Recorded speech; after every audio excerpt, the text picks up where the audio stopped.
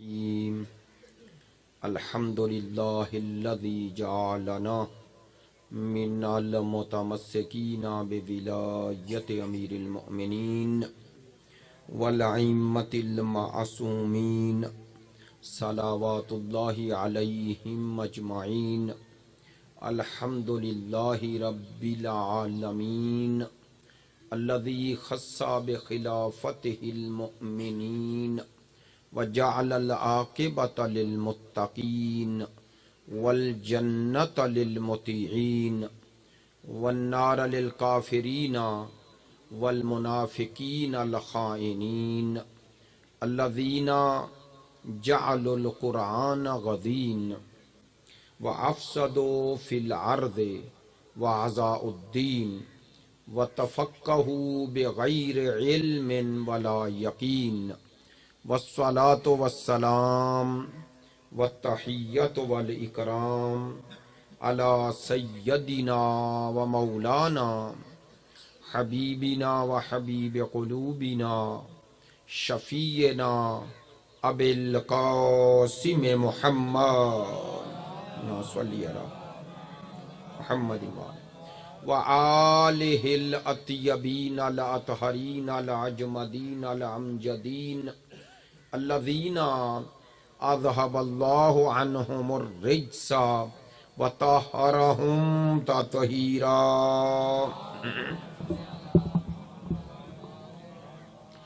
واللعنۃ الدائمۃ علی منکری فضائلہم وغاصبی حقوقہم من الآن الی قیام یوم الدین اما بعد فقد قال سبحانہ وتعالی فی کتابہ المجید بسم اللہ الرحمن الرحیم انا اعطیناک الکوثر فصلی لربک وانحر ان شانئک هو الابتر صدق اللہ العلی العظیم ان اللہ وملائکتہ یصلون علی النبی یا ایہا الذین آمنوا صلوا علیہ وسلموا تسلیما اللہ صلی علی محمد وآل محمد۔ ابتدائی مجلس میں آپ تمام مومنین و مومنات سے، حاضرین و حاضرات سے گزارش ہے، جمیع مرحومین کے لیے، شہدائے ملت کے لیے، آپ حاضرین کے مرحومین کے لیے، اور بالاخص ہمارے برادر آصف جوئیہ صاحب کے خاندان کے تمام مرحومین کے لیے ایک دفعہ سورہ فاتحہ اور 3 مرتبہ سورہ توحید کی تلاوت۔ بسم اللہ الرحمن الرحیم الحمدللہ رب العالمین الرحمن مالک ایاک نعبد و ایاک نستعین اهدنا الصراط المستقیم صراط الذین انعمت علیہم غیر المغضوب علیہم ولا الضالین۔ بسم اللہ الرحمن الرحیم قل هو اللہ احد اللہ الصمد لم یلد ولم یولد ولم یکن له کفوا احد۔ بسم اللہ الرحمن الرحیم قل هو اللہ احد اللہ الصمد لم یلد ولم یولد ولم یکن۔ بسم اللہ الرحمن الرحیم قل هو اللہ احد اللہ الصمد لم یلد ولم یولد ولم یکن له کفوا احد۔ اللہم اغفر للمؤمنین والمؤمنات والمسلمین والمسلمات الاحیاء منہم والاموات تابع اللہم بیننا وبینہم بالخیرات انکا مجیب الدعوات انکا علی کل شیء قدیر۔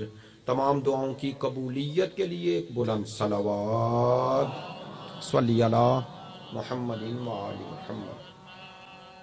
واجب الاحترام معزز و مکرم حاضرین مجلس، محبان اہل بیت، پیروان مکتب ولایت، عاشقان مکتب شہادت، حکم کی تعمیل کرتے ہوئے آج سے کئی سال پہلے میں نے ایام فاطمیہ اور کسی اتفاقاً یہیں حاضر ہوا تھا، تو مجلس تھی اور مناسبت ایام شہادت تھے بی بی دو عالم سیدۃ النساء العالمین کی۔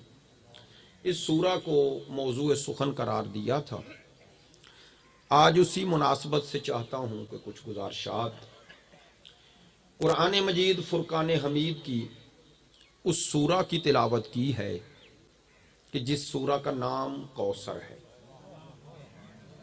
اور یہ کوثر یہ وہ عنوان ہے جو پروردگار عالمین نے رحمت للعالمین کی اس دختر کو عطا کیا ہے جسے پروردگار نے طعنہ ابتر کے جواب میں عطیہ الہی بنا کر مصطفیٰ کو عطا کیا ہے.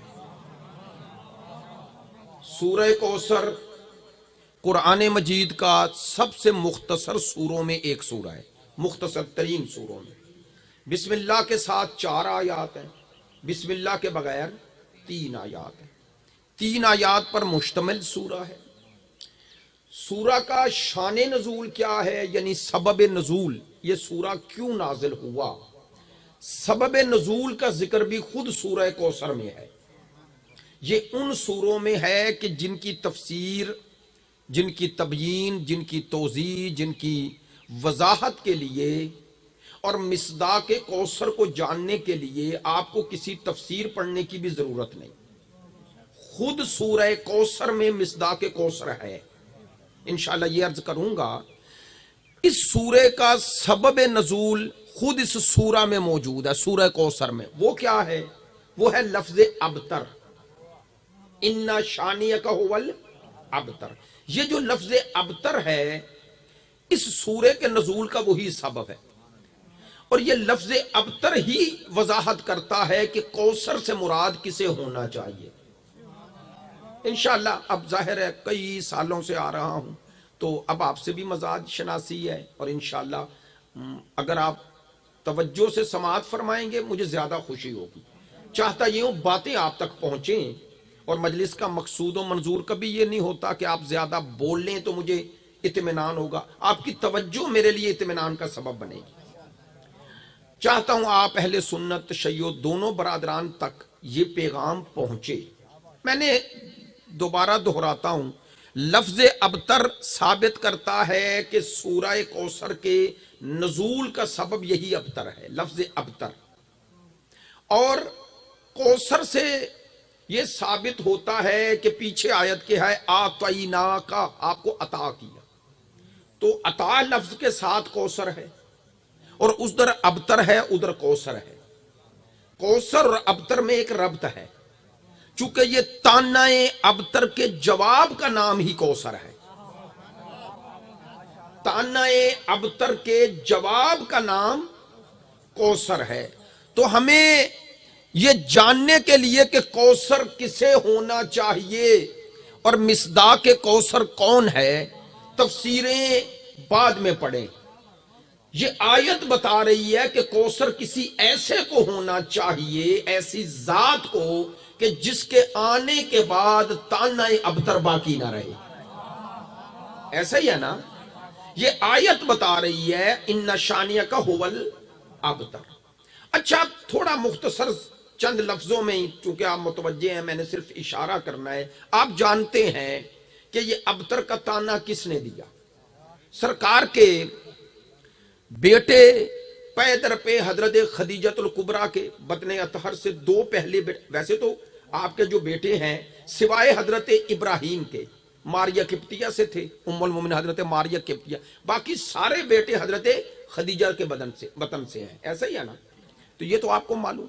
2 بیٹے آپ کے پے در پے وفات پا گئے، یعنی یکے بعد دیگرے. جب دوسرا بیٹے کی وفات ہوئی تو کہتے ہیں جو دشمنان رسول تھے جن کے بارے میں بتاؤں گا، آیت میں بھی وہ لفظ ہے شانیہ کا، 13 دشمن ٹولیوں کی شکل میں بیٹھتے اور خوشیاں منانا شروع کر دی. دیکھیں کتنی پستی ہے سرکار کے دشمنوں کی. آج کے دور میں بھی، آج کے گئے گزرے دور میں بھی کسی بندے کی اگر اولاد نرینہ نہ ہو یا ہو اور دنیا سے چلی جائے تو لوگ اسے طعنہ نہیں دیتے بلکہ تسلی دیتے ہیں. ایسے ہی ہے نا؟ سرکار کے دشمن کتنے کمینے، گٹھیا اور پست تھے، اور پستی کی کس انتہا پر تھے کہ خوشیاں منانے لگے، لیکن میں بتانا یہ چاہتا ہوں خوشیوں کا سبب تھا کیا؟ انہیں کیا غرض کہ سرکار کی اولاد نرینہ ہے یا نہیں، بچ رہی ہے یا نہیں؟ اس کا معنی دشمن جانتا تھا، اسے دشمنی سرکار کے بے اولاد ہونے سے خوشی کیوں ہو رہی تھی؟ اسے کیا فائدہ؟ فائدہ یہ تھا، وہ یہ جانتا تھا کہ یہ جو پیغام توحید ہے، اس پیغام کو باقی رہنے کے لیے سرکار کا نام بھی رہے تبھی پیغام رہے گا، اور نام تب رہے گا جب کوئی نام کا سبب رہے، اور وہ سبب اسے پتا تھا اولاد ہے۔ اور عرب جہلیت، اب چونکہ یہاں بات کر رہا ہوں تو آپ اور میں بھی اسی معاشرے میں رہتا ہوں، عرب جہلیت میں یہ سوچ عام تھی، چونکہ بیٹا نہیں بچا، اور وہ یہ سوچ تھی کہ وارث بیٹا ہی ہوتا ہے۔ توجہ ہے میری بات؟ سوچ یہی تھی کہ وارث بیٹا ہی ہوتا ہے، بیٹی کو تو کچھ سمجھتے ہی نہیں تھے۔ معذرت چاہتا ہوں آپ کو، شاید یہ جملہ بڑا عجیب لگے، لیکن یہ عرب جہلیت کی سوچ بتا رہا ہوں۔ وہ بیٹی کو کوئی اہمیت ہی نہیں دیتے تھے، اتنا ان کے نزدیک بیٹی بے منزلت تھی کہ انہیں زندہ دفن کر دیتے تھے۔ کرتے رہے یا نہیں؟ ایسے ہی ہے نا، بے ای ذنب قتلت، اسی پس منظر میں آیت آئی ہے، آپ جانتے ہیں ماشاءاللہ۔ تو ذہنیت یہی تھی، ان کی بھی ذہنیت یہ تھی۔ اب توجہ فرمائیے گا، تانے دینے لگے، اور یہ جو ابتر کا لفظ ہے یہ سرکار کا ایک دشمن، ان دشمنوں میں دشمن، نام ہے آس بن وائل، عین الف سواد، آس بن وائل۔ یہ ملعون کچھ اپنے جیسے شریروں کے ساتھ بیٹھا ہوا تھا۔ کہتے ہیں سرکار طواف کعبہ سے فارغ ہو کے اس کے قریب سے گزرے، جیسے ہی قریب سے گزرے تو جیسے کسی بندے کو پتا چل جاتا ہے کہ کوئی میرے قریب آ گیا، تو سرکار کو سنانے کے لیے اپنے ساتھیوں سے کہتا ہے گھبراؤ نہیں، یہ محمد جتنی بھی تبلیغ دین کر رہا ہے اور ہمارے خداؤں کی مخالفت کر رہا ہے، یہ پیغام توحید یہیں رہ جائے گا، اور صرف اس تک ہے سننا۔ کیوں؟ کہنے لگا ہاذا محمد ابتر۔ یہ ابتر کا معنی مجبوری ہے، کرنا پڑ رہا ہے۔ ابتر کہتے ہیں دم بریدہ کو، جس جانور کی دم کاٹ دیتے تھے اور وہ دوبارہ نہیں ہوتی، تو اس سے مراد تھا۔ تو اصطلاحاً اس کا معنی ہے مقطوع النسل ہونا، جس کی نسل ختم ہو جائے۔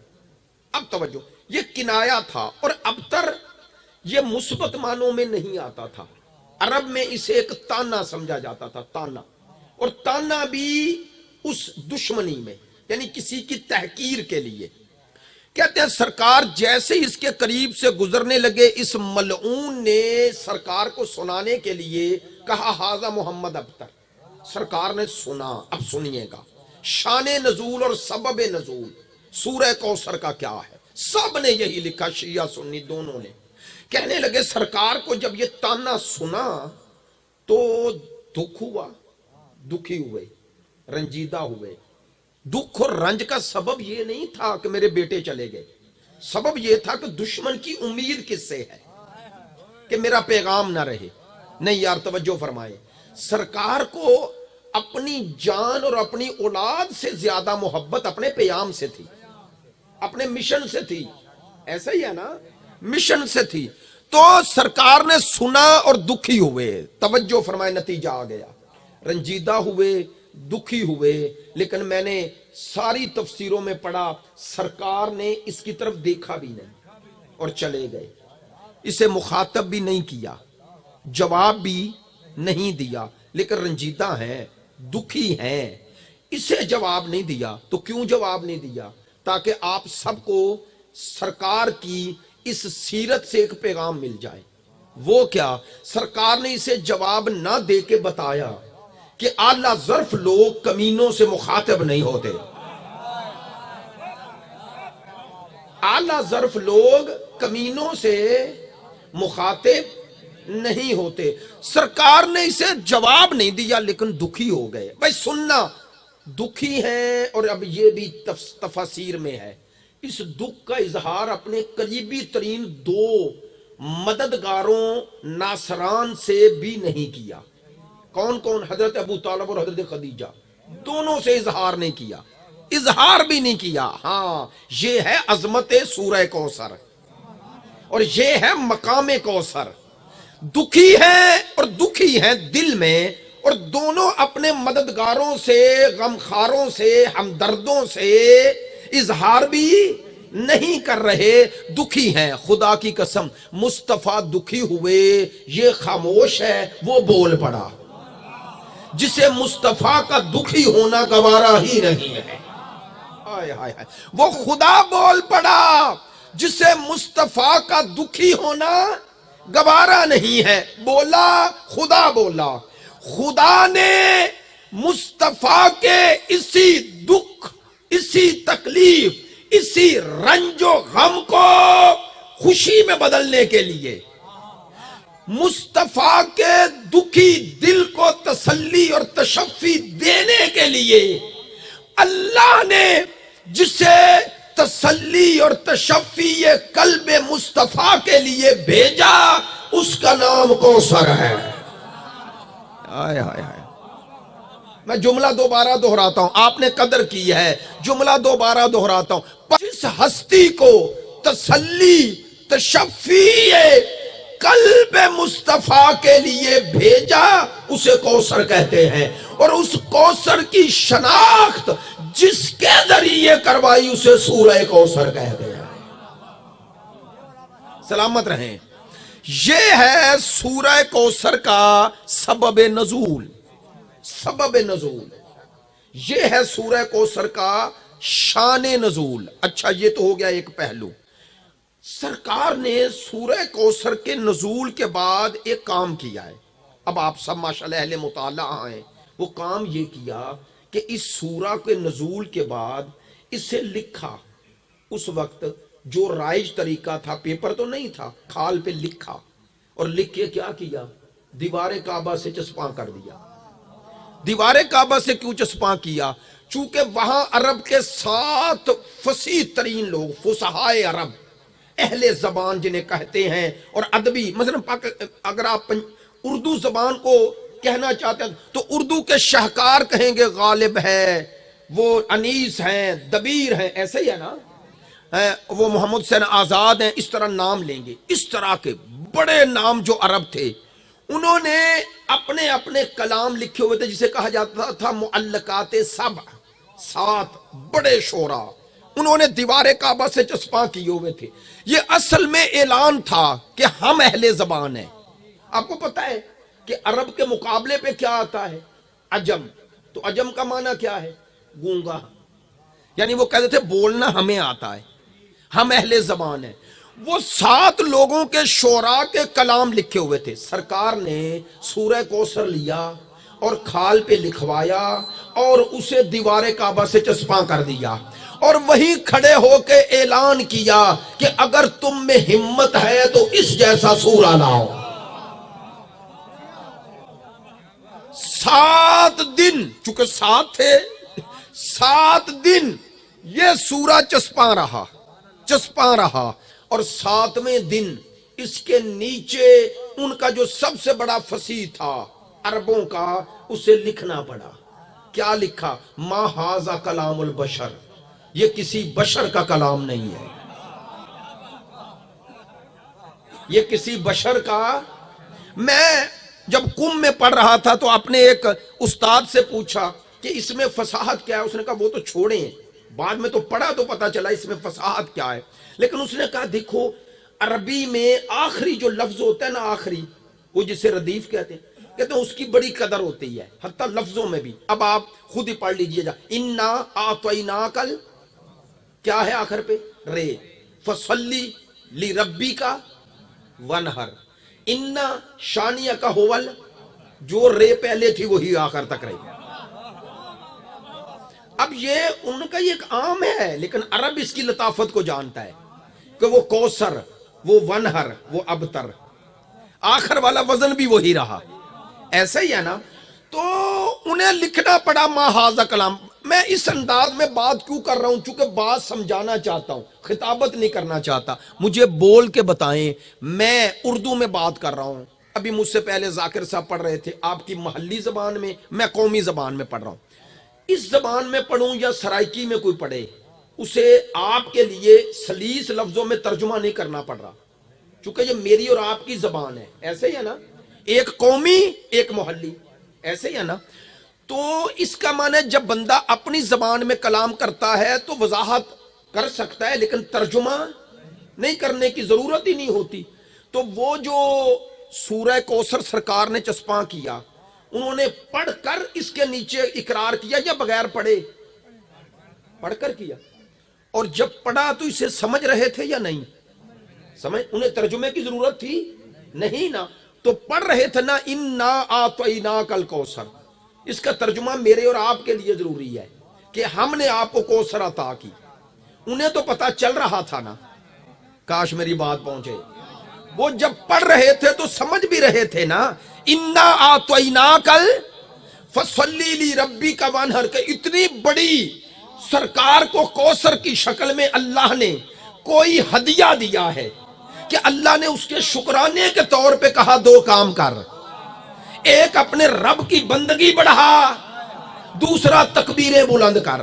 ونہر کا معنی مکتب آل محمد میں قربانی نہیں ہے. نہر چونکہ آپ جانتے ہیں اونٹ کو جب نہر کرتے ہیں تو یہاں مارتے ہیں کان کے نیچے، اسی لیے جب تکبیر بلند کرتے ہیں تو یہاں تک ہاتھ لے کے جاتے ہیں. وہ کنایا ہے، ونہر یعنی تکبیریں بلند کر. میری بات پہ توجہ رہے. چونکہ کوثر مل گئی تو دو کام کر. کہاں؟ مکے میں. ایک عبادت بڑھا، نماز بڑھا، بندگی بڑھا. دوسرا تکبیریں بلند کر. اچھا یہ بھی پڑھ رہے تھے یا نہیں؟ تو دوسری آیت وہ کوثر کی عظمت بتا رہی ہے. تو جو میں آپ کی خدمت میں پیش کر رہا ہوں اردو میں، انہیں تو ضرورت نہیں تھی، پڑھ رہے تھے، سمجھ بھی رہے تھے. اچھا آخری آیت کا ٹکڑا پڑھ رہے تھے یا نہیں؟ انا شانیک ھول، تحقیق آپ کا دشمن ابتر ہے، نامراد ہے، بے نام و نشان ہے. پڑھ رہے تھے تو انہیں پتا چل رہا تھا یا نہیں کہ یہ کوئی دشمن تھا؟ اور یہ بھی تو پتا تھا کہ ابتر کس نے کہا ہے. نہیں یار توجہ نہیں ہے. تو 7 دن وہ یہ آیت پڑھتے رہے کہ خدا نے کوثر دی اور کوثر کے نتیجے میں دشمن رسول نامراد ہو گیا، بے نام و نشان ہو گیا. جملہ کہہ رہا ہوں جلدی میں، خدا کی قسم سورہ کوثر وہ ہے جس میں تولا بھی ہے تبرہ بھی ہے. آئے آئے آئے آئے، جس میں کوثر سے اظہار محبت ہے اور دشمن کوثر سے اظہار نفرت ہے. اور آسان کر دوں، کوثر کی نسبت درود ہے اور دشمن کوثر پر لعنت ہے. تو دونوں پڑھ رہے تھے تو پڑھ کے سمجھ رہے تھے یا نہیں؟ چلے میں بات اور آسان کروں اور عظمت کو آپ کی بلندیوں پہ لے جاؤں. اس کوثر کے ابھی میں نے تشریح کی ہی نہیں، ابھی تو اس سورہ کا صرف وہ فلسفہ عرض کر رہا ہوں اور اسی میں وقت اتنا گزر گیا. توجہ فرمائیں جو کہنا چاہ رہا ہوں. انہوں نے پڑھا اور سمجھا تبھی لکھا نا، ایسا ہی ہے. تو وہ 7 دن پڑھتے رہے. تو سرکار نے پورے قرآن میں سے سورہ کوثر کا انتخاب ہی کیوں کیا؟ میں کہتا ہوں غلط ہے جو کہتے ہیں صرف قرآن، صرف کہہ رہا ہوں لفظ، صرف قرآن کی فصاحت اور قرآن کا معجزہ ہونا منوانا تھا. نہیں خدا کی قسم، اگر معجزہ ہونا ہی منوانا تھا تو سارا قرآن معجزہ ہے یا نہیں؟ اچھا چلو اور آسان کروں، یہ سورہ قل هو اللہ احد یہ بھی مکی سورہ ہے، ایسا ہی ہے نا؟ تو پتہ ہے سورہ قل هو اللہ سورہ توحید کہا جاتا ہے. تو وہ جن تک پیغام پہنچانا تھا وہ مشرک ہی تھے نا. تو سرکار 13 سال مکے میں کیا ان کو منواتے رہے؟ لا الہ، یہی سورہ توحید ہی منواتے رہے نا کہ وہ واحد ہے، احد ہے. تو سورہ توحید وہ سورہ ہے جس میں توحید کے سارے درجے ہیں. یہ باتیں بھی یاد رکھا کریں، معذرت چاہتا ہوں. کہتے ہیں اس میں توحید ذاتی بھی ہے، افعالی بھی ہے، عبادی بھی ہے، ساری توحید کے درجے ہیں. توجہ، سرکار نے سورہ توحید کا انتخاب کیوں نہیں کیا؟ آپ کہیں گے آپ کیوں کیسے کہہ سکتے ہیں؟ میں کیوں اس لیے کہہ رہا ہوں کہ اس کے پیچھے ایک حکمت ہے. سرکار نے پورے قرآن میں سورہ کوثر کو جو دیوار کعبہ سے چسپاں کیا تو اپنی مرضی سے نہیں کیا، اسی کے حکم سے کیا جس نے کوثر عطا کی ہے. کہا اس سورے کو اب دیوار کعبہ سے چسپاں کر دے. تاکہ ایک ہی سورہ سے دو کام ہو جائیں، ایک قرآن کا معجزہ ہونا بھی ثابت ہو جائے اور دوسرا وارث قرآن کے آنے کا اعلان بھی ہو جائے۔ سلامت رہیں، دونوں کام ایک جگہ ہو جائیں۔ اِنَّا أَعْطَيْنَاكَ الْكَوْثَرَ، تو نیچے لکھنا پڑا ما ھذا کلام البشر، یہ کسی بشر کا کلام نہیں ہے، تو وہ مان گئے کہ یہ اللہ کا معجزہ ہے، یہ قرآن اللہ کا کلام ہے، تو صرف سورہ کو تو نہیں مانے۔ سرکار نے دو چیزیں منوا لی، کہا جب سب مل کر سورہ کوثر جیسا سورہ نہ لا سکے تو اس جیسی خاتون کیسے لاؤ گے؟ جو مصداق کوثر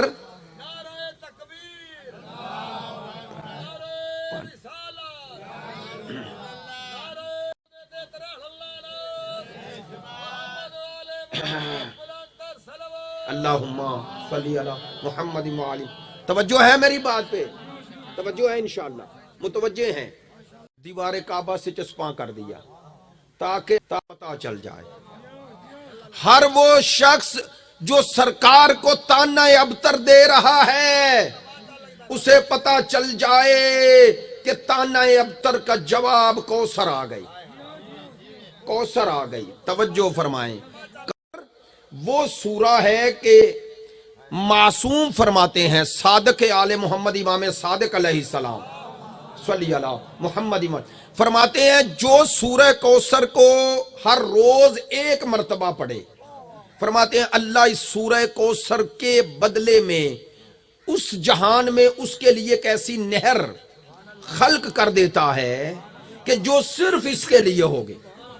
لیکن ظاہر ہے سورہ کوثر صرف پڑھنے سے تو اس نہر کا مالک نہیں بنے گا جب تک مصداق کوثر سے وہ تعلق نہ ہو جو مصطفیٰ چاہتے ہیں، جو خدا چاہتا ہے۔ ایسا ہی ہے۔ چلو ایک اور بات کہہ دوں آپ کے لیے، آج ہدیہ ہو جائے گا۔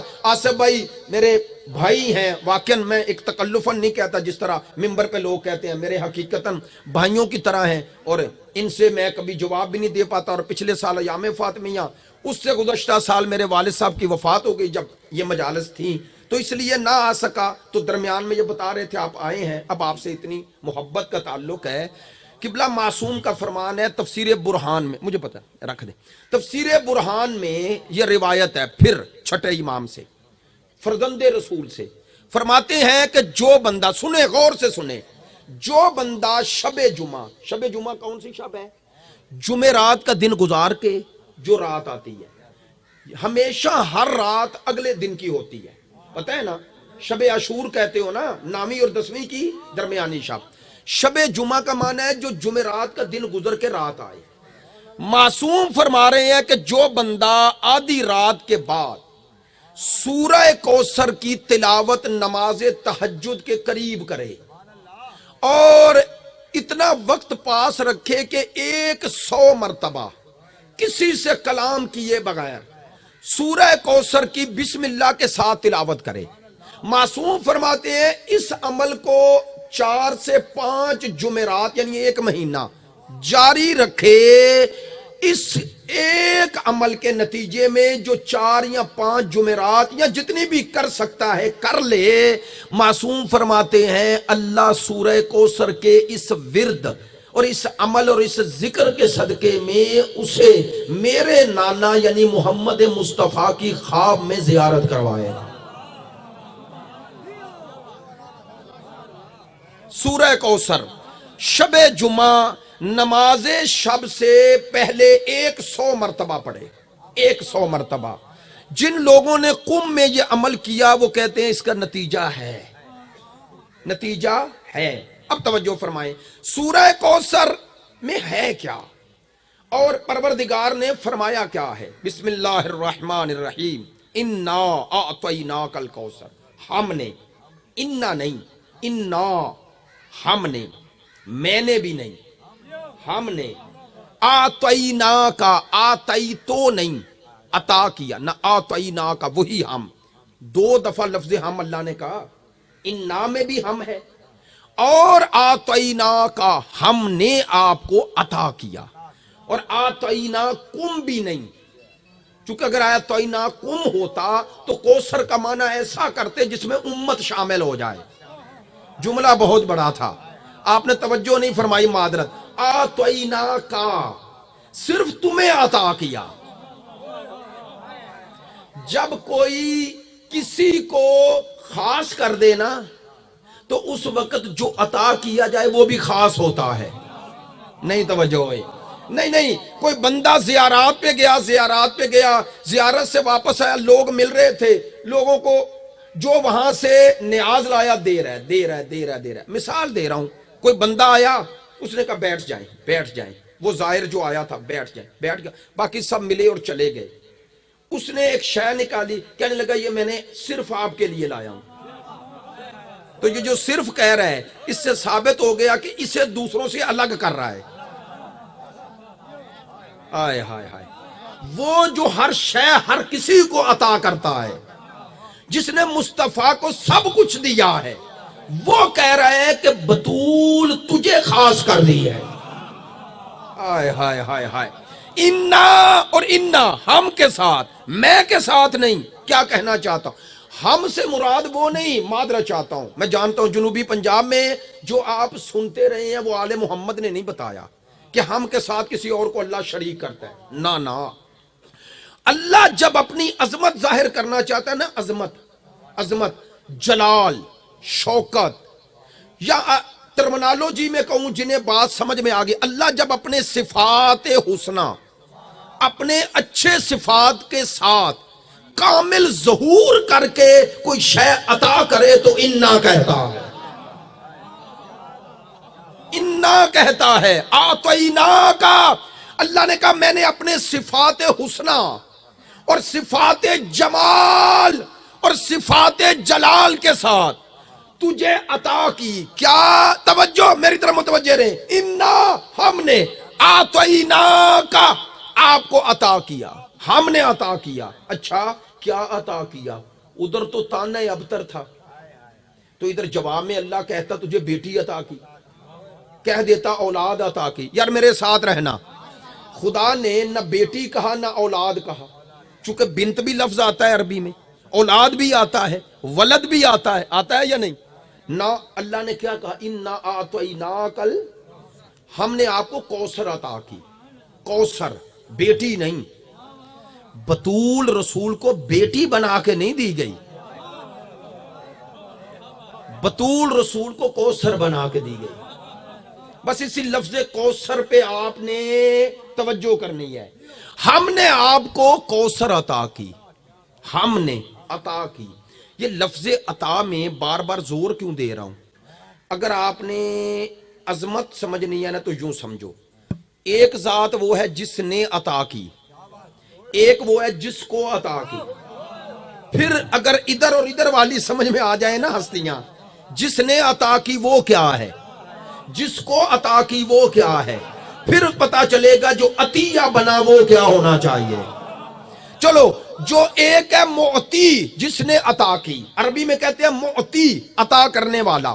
ایک ذات وہ ہے جس نے عطا کی، وہ کون ہے؟ رب العالمین۔ رب العالمین کس کا رب ہے؟ عالمین کا۔ تو عالمین میں کیا آتا ہے؟ آپ کہیں گے لفظ کیا ہی غلط ہے یا غلط؟ غلط ہے نا؟ تو بھئی کیا سے مراد کیا جب عالمین کہہ دیا؟ تو عالمین کی کوئی حد ہے حد کرو نا۔ کیوں؟ اگر حد کرو گے تو اس سے آگے وہ رب نہیں رہے گا۔ اس کا معنی عالمین کی کوئی حد نہیں ہے، عالمین کی کوئی حد، تو وہ عالمین کا رب ہے، تو اس کی ربوبیت کا دائرہ کتنا وسیع ہو گیا؟ عقلوں سے وسیع ہے یا نہیں ہے نا؟ اچھا، ادھر عطا کرنے والا رب العالمین، اس کا دائرہ کیا ہے؟ عالمین۔ ادھر جسے عطا کیا وہ کیا ہے؟ رحمت لل۔ لو، جب دونوں کا دائرہ ہی عالمین ہے، نہیں یار توجہ نہیں ہے، معذرت چاہتا ہوں، ادھر عطا کرنے والا رب العالمین، جسے عطا کی وہ رحمت للعالمین، جب دونوں کا دائرہ ہی عالمین ہے تو سوچو جسے ہدیہ بنایا جائے گا وہ اگر ادھر کی عظمت کو ظاہر نہ کرے تو دینے کا فائدہ نہیں، اور اگر اس کے مطابق نہ ہو جسے عطا کی تو عظمت کا پتہ نہیں چلے گا۔ تو ادھر بھی شان دینے والا عالمین کا رب، جسے دیا وہ عالمین کے لیے رحمت، تو دونوں تھے عالمین۔ اللہ نے کہا ہدیہ بھی ایسا بناؤں گا جس کا دائرہ اس سے کم نہ ہو۔ کہا میں عطا کرنے میں رب العالمین، جسے عطا کیا وہ ہے رحمت للعالمین، اور جسے عطیہ بنایا وہ ہے سیدۃ النساء العالمین۔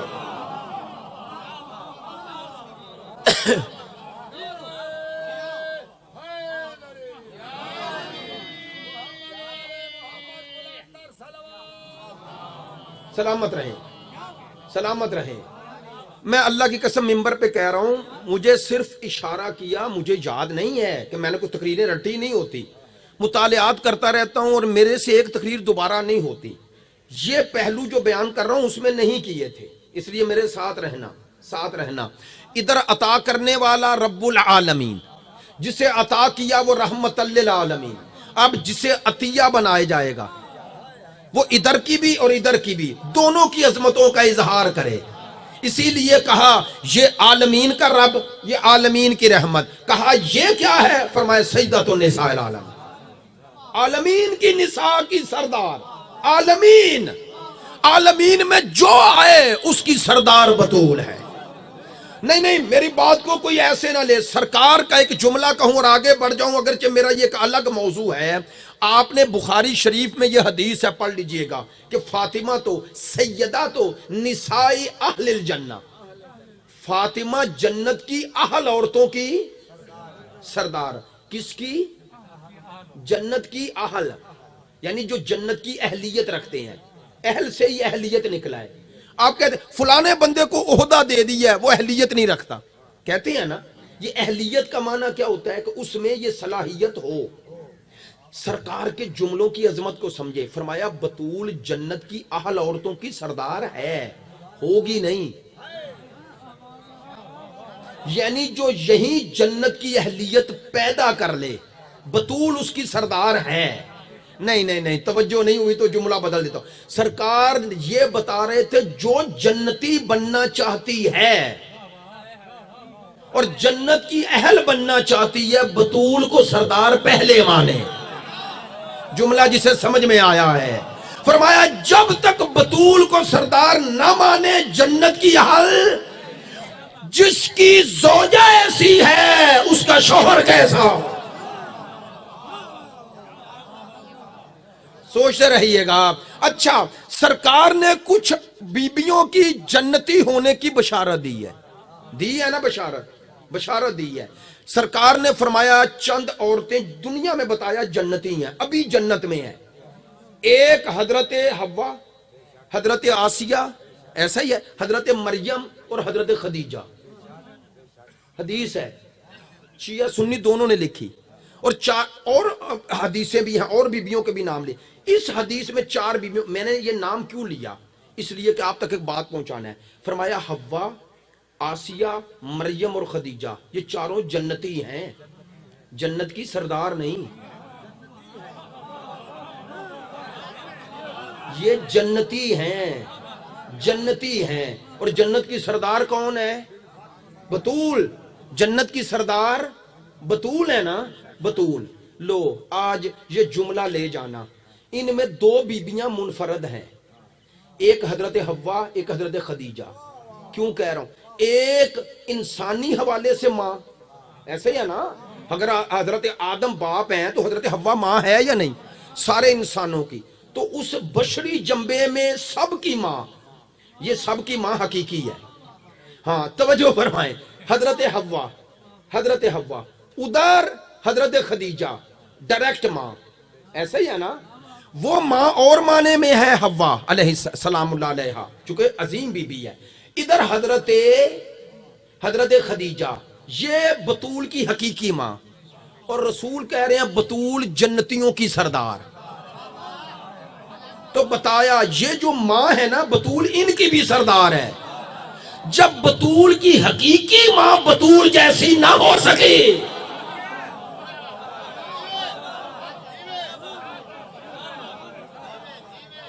سوچتے رہنا جس کی حقیقی ماں اس کے درجے پہ نہ پہنچے امت کی ماں کی کیا حیثیت ہے.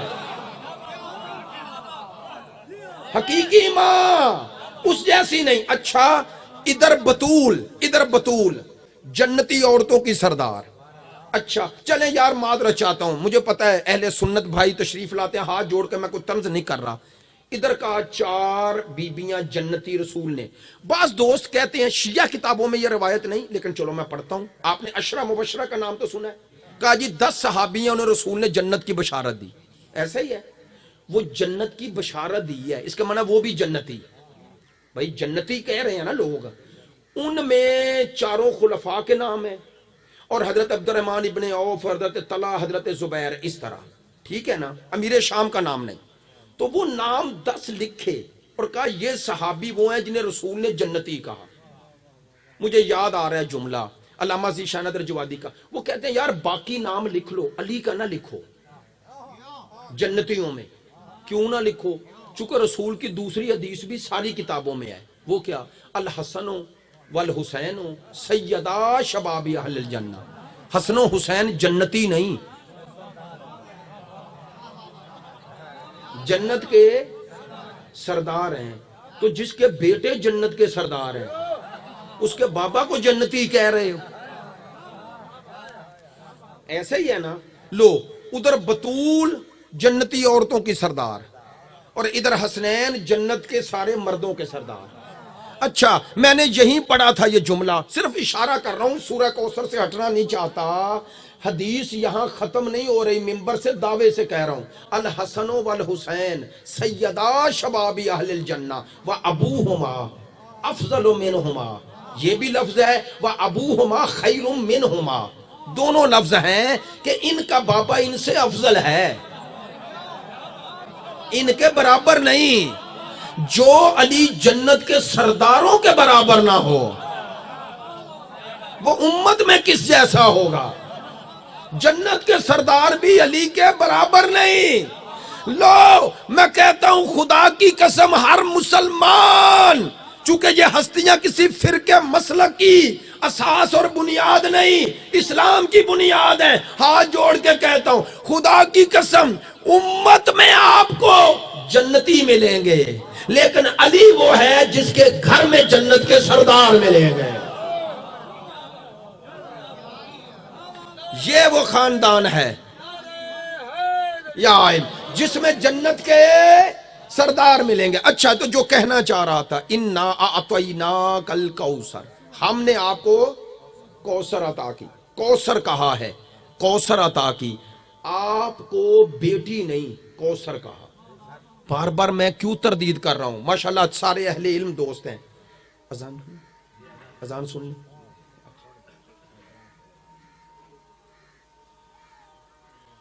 نعرہ تکبیر, نعرہ رسالت, نعرہ حیدری, محمد و آل محمد بلند تر صلوات.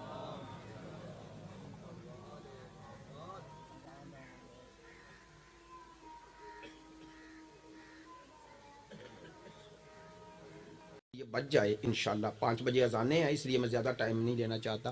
انا اعطیناک, ہم نے آپ کو کوثر عطا کی. میں نے 2 دفعہ کہا, پروردگار نے لفظ بیٹی نہیں کہا, کوثر کہا. اب کوثر کا معنی کرتا ہوں. اگر کوثر کے معنی میں وضاحت کروں تو وقت چاہیے. آسان لفظوں میں اب آپ کی سماعتوں پر چھوڑ دیتا ہوں, انشاءاللہ حاضر ہوا تو کوثر لفظ پر ہی گفتگو کروں گا. کوثر کا معنی کہتے ہیں فعل کے وزن پہ کوثر, اس کا معنی ہے کثرت, کثیر. کہتے ہیں چونکہ عطا کرنے والا خدا ہے, آتینا کا ہم نے آپ کو عطا. تو اللہ جب خصوصی عطا کرے تو وہ خیر ہوگا یا شر؟ خیر ہوگا. تو کہتے ہیں 2 لفظ ملا لو, خیر کثیر. تو اسی لیے کوثر کا معنی کیا گیا خیر کثیر, ایسا خیر جس میں کثرت ہو. نہیں توجہ ہوئی. خیر کثیر, سوچتے رہنا جسے اللہ خیر کہے اس میں کبھی شر نہیں آئے گا. آئے ہائے جسے خدا خیر کہے، جسے خدا خیر کہے اس میں کبھی شر نہیں آتا۔ توجہ، جسے اللہ کثیر کہے وہ کبھی قلیل نہیں ہوتی۔ نہیں، یہ کثیر اس کا ہے، اس کا کثیر، بندوں کا کثیر نہیں، بندوں کا کثیر نہیں، اس کا کثیر۔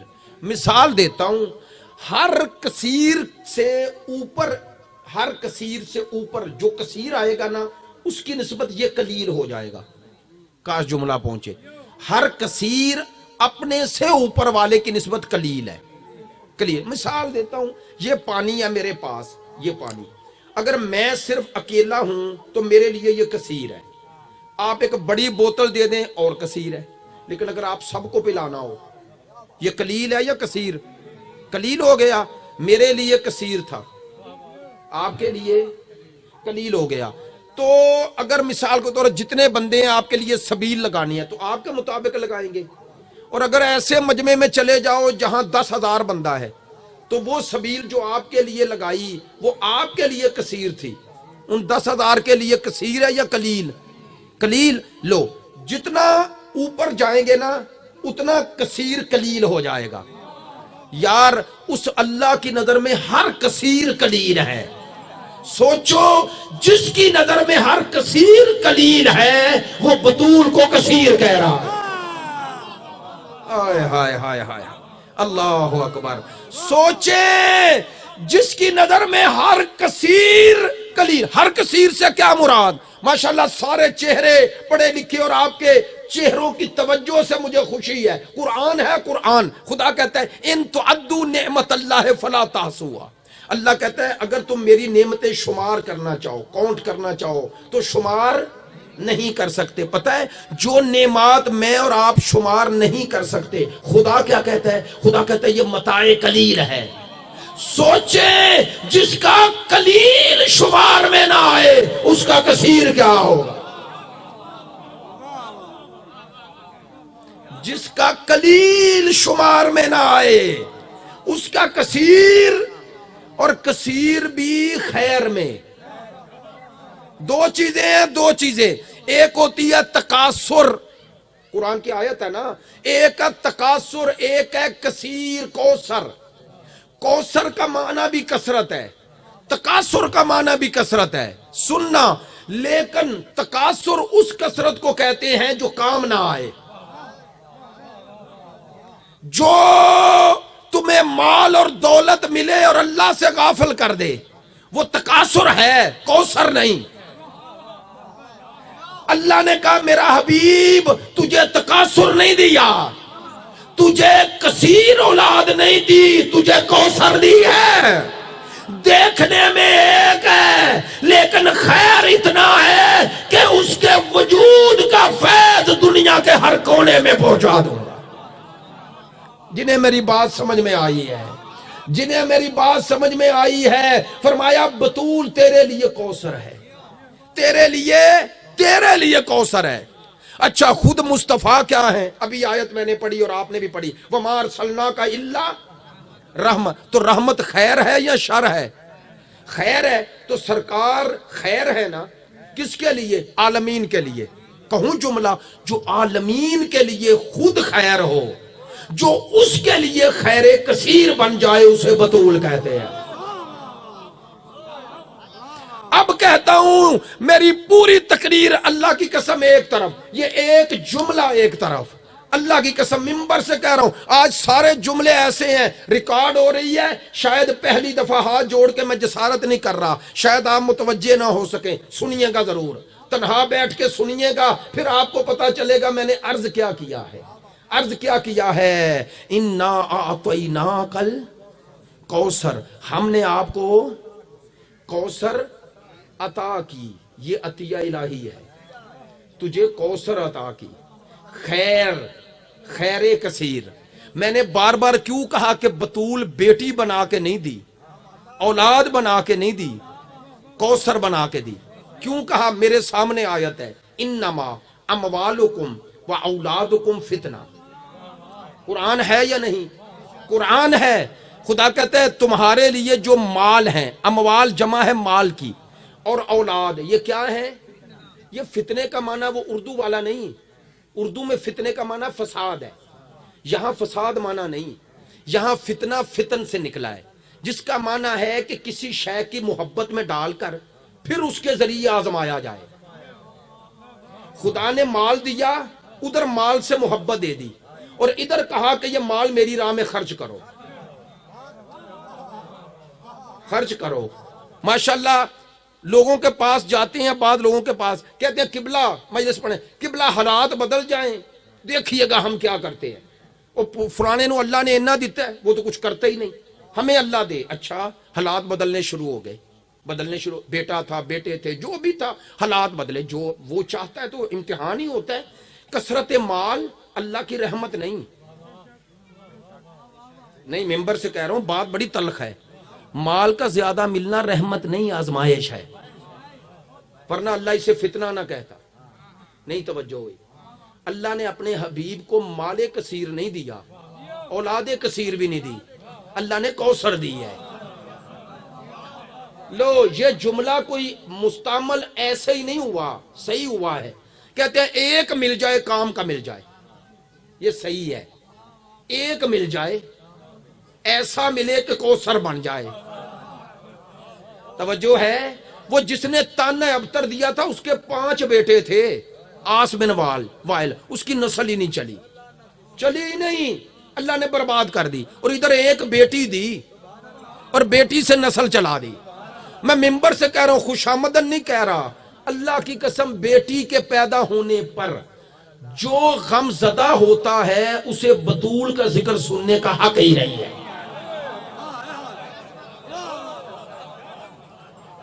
اسے بطول کا ذکر سننے کا نہیں. ہاتھ جوڑ کے جملہ بڑا سخت کہہ رہا ہوں، کربلا جاتے ہو، نجف جاتے ہو تو ان کے صدقے میں اولاد مانگتے ہو یا نہیں؟ ملتی ہے نا بھئی. آپ کا میرا عقیدہ ہے یا نہیں؟ میری طرف دیکھیں، میں نے خود کہا تھا بھائی آگے بس میں سمیٹ رہا ہوں، میں مصائب کم پڑھوں گا انشاءاللہ وہ مصائب کا حصہ پورا کریں. جملہ کہہ رہا ہوں بھئی، یہ کربلا، نجف، قازمین، مشہد، یہاں جا کے مانگتے ہو نا اولاد، ملتی ہے یا نہیں؟ تو جن کے صدقے میں ملتی ہے، اس رسول کے 5 بیٹوں میں ایک بھی نہ رہا. نعوذ باللہ، خدا ناراض تھا مصطفیٰ پہ، آزمائش تھی نا. بتایا جو سب سے بڑا محبوب ہے اس کی نسل بیٹے سے نہیں چلا رہا، بیٹی سے چلائی، تاکہ قیامت تک بیٹیوں کو اپنے لیے زحمت نہ سمجھو. میری بات پہ توجہ ہے؟ ہاں، یہ جو ہم نے معاشرہ بنا لیا یہ تھوڑا ہی کوئی نبوی علوی اور فاطمی معاشرہ ہے. اللہ کی قسم یہ فاطمی کلچر نہیں، یہ فاطمی معاشرہ نہیں ہے. ورنہ اللہ راضی ہے کس سے؟ رسول سے.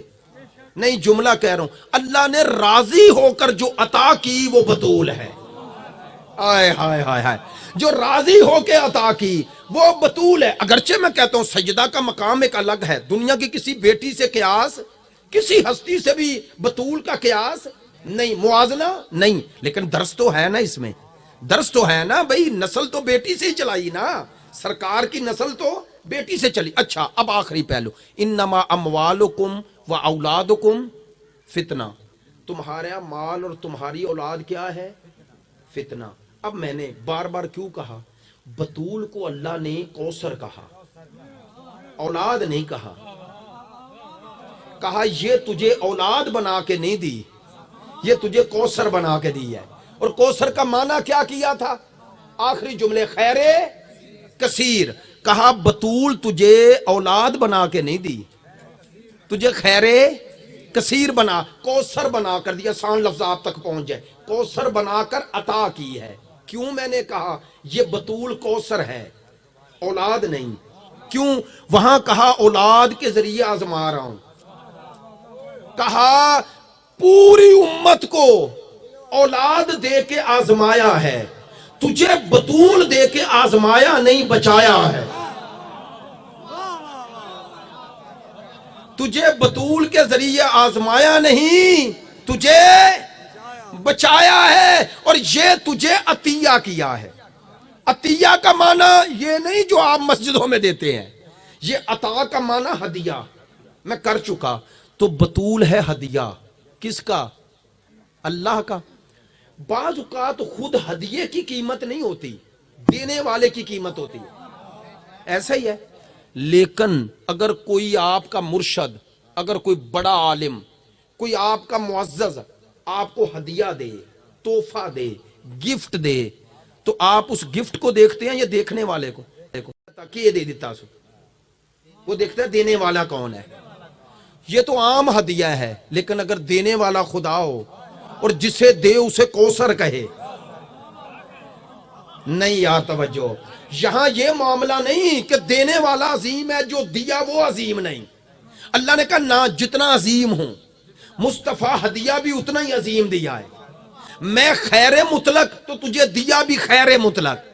توجہ، تو اب بطول ہے اللہ کا بخشا ہوا ہدیہ۔ کیا ہے؟ ہدیہ۔ تو ہدیے کی قدر کرنی چاہیے یا نہیں؟ تو کسے ملا ہے ہدیہ؟ مصطفیٰ کو۔ اور اس کا خیر صرف مصطفیٰ تک رہا یا پوری امت تک پہنچا؟ پوری امت تک پہنچا۔ تو اب سرکار پہلے فرد ہے، سرکار نے اس ہدیے کی قدر بتانی ہے یا نہیں؟ بتانی چاہیے۔ لو عزیزو، یہی راز ہے، یہی راز ہے کہ جب بھی بطول آئی رسول بیٹھ نہیں پائے۔ غلط کہتے ہیں، غلط کہتے ہیں، غلط کہتے ہیں، 100% غلط ہے جو کہتے ہیں باپ بیٹی کے لیے اٹھ رہا تھا۔ نہیں، اب میں کہوں گا یہ باپ بیٹی کے لیے نہیں اٹھا، یہ باپ بیٹی کے لیے نہیں اٹھے، چونکہ اگر باپ بن کے اٹھتے تو مولا علی جناب ثانی زہرا کے لیے اٹھتے، امام موسیٰ کاظم اٹھتے حضرت فاطمہ معصومہ کے لیے۔ خدا کی قسم یہ باپ بیٹی کی تعظیم نہیں کر رہے، یہ ہدیہ الہی کا مقام بتا رہے ہیں، یہ ہدیہ الہی کی تعظیم سمجھا رہے ہیں، بتا رہے ہیں کہ پوری کائنات کا معاملہ الگ ہے، بطول کا معاملہ الگ ہے۔ بتا رہے ہیں کہ بطول کا قیاس امت کے کسی فرد سے نہ کرنا۔ بطول مجھے ہدیہ الہی بن کے ملی۔ کیوں ملی؟ اس ہدیے میں کیا خصوصیت؟ کہا کوثر ہے۔ کوثر کا معنی خیر کثیر۔ لو، اس خیر کثیر کی ایک تفسیر امامت ہے۔ بے سلامت رہیں اللہ کی قسم جنہیں بات سمجھ میں آئی ہے، اس خیر کثیر کی ایک تفسیر کا نام امامت ہے۔ لو اب جملہ سمیٹ رہا ہوں، اسی خیر کثیر کے ایک مصداق پردہ غیبت میں ہے، اسی کوثر کی تفسیر کا ایک مصداق پردہ غیبت میں ہے۔ میری اس بات کو کوئی خطابت نہ سمجھے، اگر اللہ کی نظر میں یہ اسی کوثر کا مصداق نہ ہوتا، اللہ پردہ غیبت سے جب اسے ظاہر کرے گا، ادھر بطول کا 11واں بیٹا ظہور کرے گا، ادھر مریم کا بیٹا نزول کرے گا، بطول کے بیٹے کے قدم ہوں گے، مریم کے بیٹے کا سر ہوگا، وہ بطول کے بیٹے کے قدموں میں سر رکھ کر دنیا کو سمجھائے گا کہ مریم کے بیٹے کی شان کیا ہے اور بطول کے بیٹے کا مقام کیا ہے۔ اللہ کی قسم اللہ نے طے کیا ہے، اسی لیے طے کیا ہے کہ دنیا کو پتا چل جائے جس کا 11واں بیٹا ایسا ہے اس کا شوہر کیسا ہو۔ ہاں بطول یہاں آئیں تو کوثر بن گئی، میدان محشر میں آئیں گی تو شافعہ روز محشر بن گئی۔ میں نے روایات جو پڑھی ہیں ان کا وقت نہیں بچا، ورنہ آپ کو روایات سناتا، وقت نہیں بچا۔ کہتے ہیں بطول قیامت کے دن آئیں گی تو عجب حالت میں آئیں گی، خدا پکارے گا آنکھیں جھکا لو۔ میں سمجھتا تھا یہ واقعہ شاید کوئی اس میں خطیبانہ اور ذاکری کا رنگ ہے، لیکن میں نے ایران میں عالم دین سے سنا، خدا کہے گا اے مصطفیٰ تو بھی آنکھیں جھکا لے۔ بول کے بتائیں بیٹی کا باپ سے یا باپ کا بیٹی سے پردہ ہے؟ محرم ہے، محرم ہے۔ کیوں خدا کہے گا مصطفیٰ تو بھی آنکھیں جھکا لے، مرتضیٰ تو بھی آنکھیں جھکا لے؟ کیوں کہے گا؟ علماء کہتے ہیں اس حال میں آئے گی. خدا کہے گا اے میرا رسول تو بطول کو اس حال میں دیکھ نہیں سکتا. اور میرے بھائی موجود ہیں سارے، اور ماشاءاللہ میں نے بار بار عرض کیا، بڑی عقیدت محبت سے اس مجلس کا انعقاد کیا. ایک جملہ کہتا ہوں، ذکر سیدہ آپ کے مرحومین کے لیے سعادت ہے، سعادت. اور ذکر سیدہ میں شیعہ سنی ہر کسی کا آنا اگر صحیح معنی میں آ جائے تو اس کے لیے بھی سعادت ہے. کیوں بلا؟ قیامت کے دن 5واں لال ولایت بتاتے ہیں، فرماتے ہیں قیامت کے دن میری دادی میدان محشر میں اپنے محبوں کو ایسے چن لے گی جیسے مرغ اپنے دانے چن لیتا ہے. نہیں توجہ، چننے کا معنی سمجھتے ہیں کہ بی بی کہے گی خدایا اس میدان محشر اربوں خربوں انسانوں میں کہے گی خدایا جس نے میری اور میری اولاد کی عزت کی ہے اسے الگ کر دے. جو میرے اور میری اولاد کے مصائب پہ روتے رہے، جنہوں نے اپنی جائیدادیں، جنہوں نے اپنا مال میری راہ میں خرچ کر دیا، جنہوں نے لوگوں کے بائیکاٹ برداشت کیے، جنہوں نے تان و تشنیع برداشت کی، جنہوں نے اپنی اجتماعی حیثیت صرف میری اور میری اولاد کی محبت میں قربان کر دی. میں ایک جگہ گیا، ایک مجھے بھائی نے بتایا گاؤں میں بہت بڑا ان کا مقام تھا، کہنے لگے یہ سارے ہمارے مرید تھے جب تک ہم نے شیعہ ہونے کا اعلان نہیں کیا. شیعہ ہونے کا اعلان کیا سب چھوڑ گئے.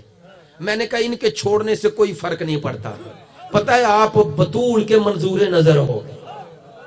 خدا کی قسم میں شیعہ سنی دونوں سے کہتا ہوں، سیدہ کے حق کے مقابلے پہ کبھی سوچنا بھی نہ.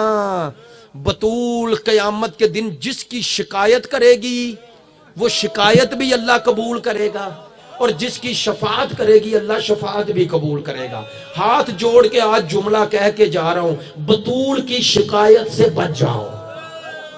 ابھی وقت ہے، بطول کی شکایت سے بچ جاؤ. پتہ ہے بطول کس کی شکایت کریں گی؟ جو بطول کے بچوں کے قاتلوں کا طرفدار بنے. میں اس سے سخت جملہ نہیں کہتا. جو بطول کے بچوں اور بطول کے قاتلوں کا طرفدار بنے، بطول اس کی کبھی شفاعت نہیں کرے گی. بطول کی شکایت سے بچ جاؤ. خدا کی قسم، بطول کی بیٹی، بطول کی پوتی. سہیب بھائی میں نے ایک جملہ کہنا ہے، ماں، بیٹی، پوتی. شاید آپ متوجہ ہو گئے. 3 ہستیوں کا ایک جملہ، ٹوٹل 2 منٹ مسائل پڑھ رہا ہوں. ماں، بیٹی، پوتی. کیوں بطول کے غم میں رو؟ مجھے یاد آ رہے ہیں ریاض حسین شاہ رتووال، اللہ ان پہ رحمت کرے، کہتے تھے خدا کی قسم کسی صحابی کے بیٹوں کو بھی لوگوں نے اتنا نہیں مارا جتنا بطول کی بیٹیوں کو مارا ہے. ماں، بیٹی، پوتی. کہوں جملہ، ماں کا پہلو زخمی ہے، بیٹی کا سر زخمی ہے، پوتی کے کان زخمی ہے. اجرکم اللہ. ہاں ماں درو دیوار کے درمیان آ گئی، دیوار کے درمیان آ گئی. نہیں پڑتا جملہ، خدا کی قسم در کو جلایا پہلے ہے، گرایا بعد میں ہے. اور میں ایرانی عالم کا جملہ سن رہا تھا، کہہ رہے تھے اس دروازے کو جب آگ لگائی، لکڑی کو آگ لگے تو جلا دیتی ہے، ایسا ہی ہے. لیکن کہتے ہیں اگر اس میں میخ اور لوہا ہو نا، میخ سمجھتے ہیں کیل ہو، تو کہتے ہیں آگ جتنی اس لوہے کو پکڑتی جائے وہ لوہا آگ بن جاتا ہے. بس یہ دروازہ اسی کیل کے ساتھ بطول پہ گرا ہے. مجھ میں ہمت نہیں اس سے زیادہ جملہ کہوں. خدا کی قسم ماں درو دیوار کے درمیان آ گئی، بیٹی کا سر زخمی ہے.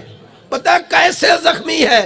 میرے مولا حسین کی بیٹی جناب فاطمہ کبریٰ روایت کرتی ہیں، بی بی کہتی ہیں جب ملعون نے میری چادر چھین لی، بی بی کہتی ہے میرا بس نہ چلا، میں نے اپنا سر فوراً اپنے زانوؤں میں دیا اور بی بی کہتی ہے میں دونوں ہاتھ الٹے کر کے سر پہ رکھے اور میں نے یہ فیصلہ کر لیا. بی بی کہتی ہے میں جل کے مر جاؤں گی, اس حال میں خیموں سے نہیں نکلوں گی. بی بی کہتی ہے میں انتظار کر رہی تھی کہ آگ کیسے میرے قریب آتی ہے, اتنے میں ایک ہاتھ میرے شانے پہ آیا.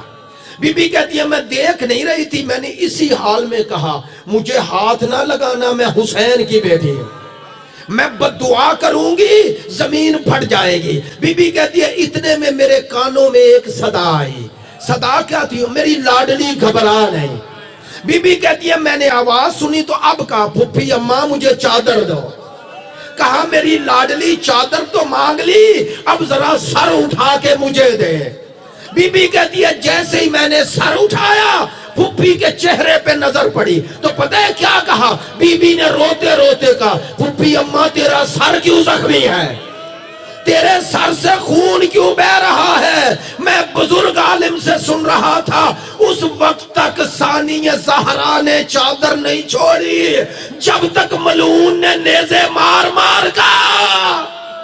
اجرکم اللہ. ماں کا پہلو زخمی, بیٹی کا سر زخمی, اور پوتی کا کان زخمی ہے. بس کان زخمی ہے نا, جب 4 سال کی بیٹی باپ کے قاتل کے سامنے آ گئے. علامہ غلام عسکری لکھتے ہیں کہ پہلو میں بیٹھے ہوئے ایک روم سے عیسائی نے, سفیر کہتے ہیں, ایلچی کہتے ہیں, کہنے لگا یزید ان قیدیوں سے تیری کیا دشمنی ہے؟ کہتا ہے باغی کے رشتہ دار ہیں. کہتا ہے انہیں جو جی میں آئے سزا دو. وہ 4 سال کی بچی سے کہو بیٹھ جائے. کہتا ہے تجھے اس بچی پہ ترس کیوں آیا؟ کہتا ہے تو شراب کے نشے میں ہے, ذرا دیکھ وہ بچی بڑی تھک گئی ہے. کہتا ہے تجھے پتا کیسے چلا؟ کہتا ہے اس کے قدموں کو دیکھ, کبھی دایاں قدم اٹھاتی ہے کبھی بایاں, زمین خون سے رنگین ہو جاتی ہے. کہتا ہے یہ کون ہے بچی؟ ملعون. آواز آئی حسین کی بیٹی ہے. عمر سعد اسے آزاد کرو. گلا آزاد کیا, اشارہ کرتا بچی آگے آ. بچی سہمی ہوئی آگے بڑھ رہی ہے, اور آگے آؤ اور آگے آؤ. بلا تشبیہ ادھر ملعون بیٹھا ہے, 4 سیڑھیاں ہیں, ادھر بی بی کھڑی ہے. اس نے اپنی سیڑھی کی پہلی سیڑھی پہ ایک تشت رکھوایا, تشت پہ کپڑا تھا, ہاتھ میں چھڑی لی. کہتا ہے بابا سے ملنا چاہتی ہو؟ نہیں توجہ ہوئی. بابا سے ملنا چاہتی ہو؟ سکینہ نے چاروں طرف دیکھا. کہتا ادھر نہ دیکھ, چھڑی سے کپڑا ہٹایا. اب دعا کرو جیسے سکینہ نے بابا کو دیکھا. یہ پوتی ہے, ایک دفعہ نظر پڑی, میں نہ پڑھتا یہ واقعہ. علامہ ملبوبی نے اور تمام علماء نے لکھا. ملعون کہتا ہے تم خاندان آل محمد کا دعویٰ ہے نا, تم اہل اعجاز ہو, اہل کرامات ہو, ذرا بابا کو بلا کے دکھا. علماء کہتے ہیں کیوں کہا؟ تاکہ پتہ چل جائے ان کے دعوے ہیں. اب میری آقا زادی کو جب اس نے کہا نا, کہتے ہیں سکینہ نے سہمی ہوئی, ڈری ہوئی, خشک ہونٹوں کے ساتھ بی بی نے اپنا جلا ہوا کرتے کا دامن پھیلایا.